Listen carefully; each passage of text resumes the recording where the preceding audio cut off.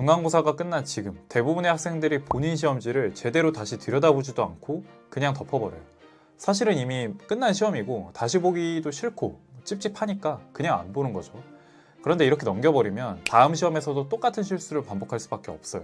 시험이 끝난 직후 바로 지금 이 타이밍이 진짜 실력을 만들 수 있는 골든 타임이에요. 그런데 대부분의 학생들은 시험지를 덮고 다음 공부를 바로 넘어가요. 그나마 오답 문제 관리를 하는 소수의 학생들만이 시험에서 틀렸던 문제들 한번 다시 풀어보고는 아깝다, 이거 맞았으면 뭐 10점은 더 올릴 수 있었을 텐데 라고 생각을 하죠. 그런데 그런 생각만 해봤자 다음 시험에서도 똑같은 실수를 또 반복을 할 거예요. 제가 지금까지 상담했던 학생들을 보면 성적이 늘지 않는 이유에는 공통된 이유가 있었어요. 시험이 끝난 뒤에 틀린 이유를 제대로 파악하지 않고 분석 없이 그냥 지나가 버리는 거예요. 이번 영상에서는 여러분이 이번 중간고사 시험지를 꺼내서 진짜 실력 향상으로 연결될 수 있도록 틀린 문제를 어떤 기준을 갖고 분류해야 하는지, 그리고 대응 전략을 어떻게 세워야 하는지 디테일한 방법을 알려드릴게요. 실력 부족으로 틀린 문제들은 어쩔 수 없었다 하더라도 시험이 끝나고 시험지를 딱 봤을 때 아쉬움이 남는 문제들을 어떻게 분석을 해야 다음 시험에는 같은 실수를 반복하지 않을 수 있는지에 대한 내용이니까 실질적으로 여러분들 다음 시험 점수 향상에 도움이 굉장히 많이 될 거예요. 우선 첫 번째, 계산 실수 또는 조건 누락으로 틀린 문제.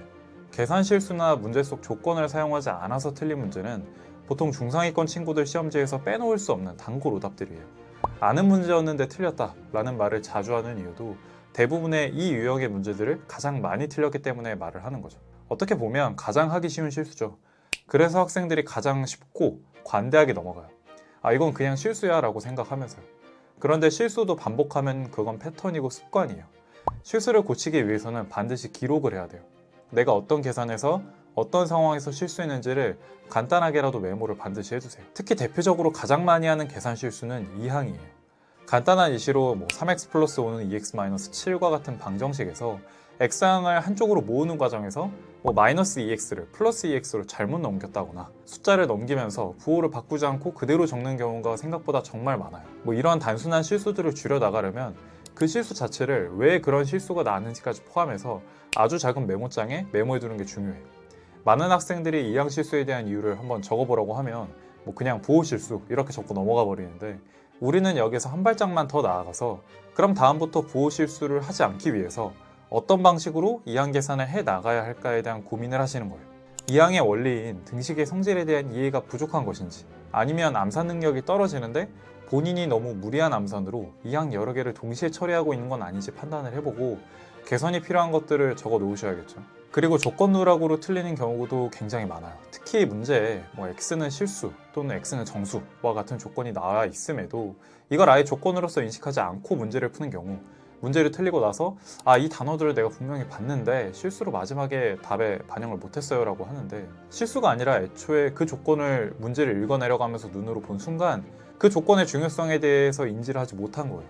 이건 실수로 넘기면 안 되고, 이런 종류의 조건들은 문제풀이에 어떻게 반영해 나갈 것인지까지 연결해서 정리해 놔야 돼요. 적어도 다음부터는 본인이 놓쳤던 조건은 그 문제를 읽었을 때 이거 그때 그 문제에서 내가 조건 누락해서 틀렸었지, 이번엔 무조건 이 조건 사용해서 문제 풀어야겠다 라는 생각이 들게끔 경고등이 켜지게 미리 만들어 놔야 된다는 거죠. 이렇게 여러분들이 실수한 부분에 대해서 작은 메모장에 한 페이지에 하나씩 적어 두시고 그대로 끝나는 게 아니라 매일 짧게 읽어 나가는 게 중요해요. 특별히 그 메모장을 보기 위한 시간을 따로 내지 말고 자기 전에 침대 위에서 밥 먹고 잠깐 쉬는 시간 등을 활용을 해서 아주 짧게 반복적으로 노출을 시켜주세요. 그리고 두 번째, 시간 부족으로 틀린 문제들. 시험 볼 때마다 끝나고 시간만 조금 더 있었으면 했던 친구들, 그리고 뒤에 있는 문제를 통째로 못 푼 경우가 있었던 학생들은 다음 시험부터는 적어도 같은 이유로 아쉬워해서는 안 되겠죠. 학생들이 시험 시간 안에 문제를 다 못 푸는 이유는 사실 뻔한 이유예요. 평소에 제한 시간을 두고 문제를 풀어본 적이 없거나 연습이 부족하기 때문이죠. 한 문제를 몇 분 안에 풀어야 된다는 감각 자체가 없으니까 시험장에 가면 시간 감각이 무너져서 뒤쪽에 있는 문제를 다 통째로 버리게 되는 거예요. 그래서 꼭 필요한 건 실전 시간 감각을 몸에 익히는 루틴이에요. 예를 들어서 센수학을 푼다고 할 때 B단계 문제는 보통 난이도 중에서 중상 정도니까 문제당 2분 30초, 상난이도 문제는 4분, C단계처럼 아예 어려운 문제들은 문제당 4분 30초에서 5분 정도의 최대 시간을 할당을 하고 각 페이지마다 제한 시간을 미리 적어두고 스톱워치를 켜놓은 상태에서 푸는 게 좋아요. 물론 이 시간이 본인 기준에서 너무 빠르거나 어렵게 느껴질 수도 있어요. 그럴 땐 문제당 1, 2분씩 시간을 더 주고 푸는 것도 괜찮아요. 중요한 건 각 페이지마다 여러분이 설정한 제한 시간 안에 반드시 풀어내야 한다는 거고, 그 시간을 꾸준히 관리하고 조금씩 줄여나가셔야 한다는 거예요. 예를 들어서 센수학 한 페이지에 8문제가 있다고 가정을 했을 때 그중 6문제가 중난이도, 2문제가 상난이도라고 하면 전체 제한 시간은 대략 23분 정도가 될 거예요. 이제 핸드폰 타이머 말고 스톱워치나 구글 타이머 같은 걸로 실전처럼 제한 시간을 정해두고 풀기 시작하는 거예요. 그리고 특히 시험 시간 중에는 어떤 한 문제를 끝까지 잡고 있으면 뒤에 문제들을 못 풀 수도 있으니까 풀 수 있더라도 시간이 오래 걸릴 거라고 예상이 되거나 못 풀 것 같은 문제에 대한 판단을 빨리 내릴 줄 알아야 돼요. 내가 풀 수 있는 문제지만 제한 시간 안에 빠르고 정확하게 풀 수 없을 것 같으면 과감히 넘어가야 돼요. 실제로 중간고사 첫 페이지에 등장한 문제를 4분 넘게 쓰는 바람에 결국 뒤에 있는 문제 2개를 못 건드린 친구들은 매번 있어요. 여러분이 착각하면 안 되는 게 시험 점수를 잘 받는 방법은 평소에 애매하게 알던 문제나 처음 보는 변별력 있는 문제를 맞추는 게 아니라 평소에 여러분들이 잘 훈련해온 문제 유형을 정확하고 빠르게 풀어내는 거예요. 그래서 문제를 봤을 때 여러분이 훈련이 되어 있는 문제 유형인지, 훈련이 되어 있지 않더라도 정확하게 답을 만들 수 있는 문제인지 판단하는 능력이 굉장히 중요해요. 이제 마지막 3번째, 처음 보는 유형이라서 틀린 문제. 시험을 볼 당시에 낯선 유형이거나 처음 보는 문제 조건 때문에 어디서부터 건드려야 할지 막막했던 친구들은 지금 집중을 해보셔야 돼요. 특히 시험 끝나고 다시 보니까 풀 수 있었던 문제였다는 걸 알게 된 경우에는 아쉬워하고 있을 게 아니라 다음부터 유사한 문제가 나왔을 때는 시험 시간에 그 문제를 정확히 분석하고 맞춰내기 위해서 어떻게 공부를 해나가야 할지 지금부터 생각을 해봐야겠죠. 대부분의 학생들이 이 문제는 처음 보는 유형이라 못 풀었어요 라고 말해요. 여기서 제가 드리고 싶은 말씀은 문제를 유형으로서 보지 말고 조건 단위로 좀 더 문제를 잘게 나눠서 볼 필요가 있다는 거예요. 정말 그 문제에 등장하는 모든 조건에 대한 해석 방법을 몰라서 틀린 것인지, 다른 조건은 괜찮은데 유독 한 가지 조건에 대한 반응을 못해서 틀린 것인지에 대한 판단을 하시고, 여러분이 해석하지 못한 조건에 대한 풀이법을 기록하고 반복해서 숙달해 놓으셔야 돼요. 이런 문제를 다시 풀 수 있게 되려면 해설을 몇 번 반복해서 보고 넘어가는 식의 복습으로는 부족해요. 처음 보는 조건이 나왔을 때 내가 어디서부터 접근해야 할지를 빠르게 판단할 수 있도록 그 문제의 조건을 해석하는 훈련이 돼 있어야 돼요. 그래서 오답 분석 노트를 쓸 때도 문제 전체가 아니라 내가 인식하지 못했던 조건 하나에 집중해서 정리하는 게 핵심이에요. 제가 이전 영상에서 그리고 오답 분석 노트에서 작성 방법을 그동안 제 영상에서 굉장히 많이 소개를 드렸었고, 다양한 문제를 예시로 충분히 보여드린 것 같으니까 우측 상단에 카드 클릭하셔서 분석 노트 작성 방법에 대한 내용도 반드시 확인을 해주세요.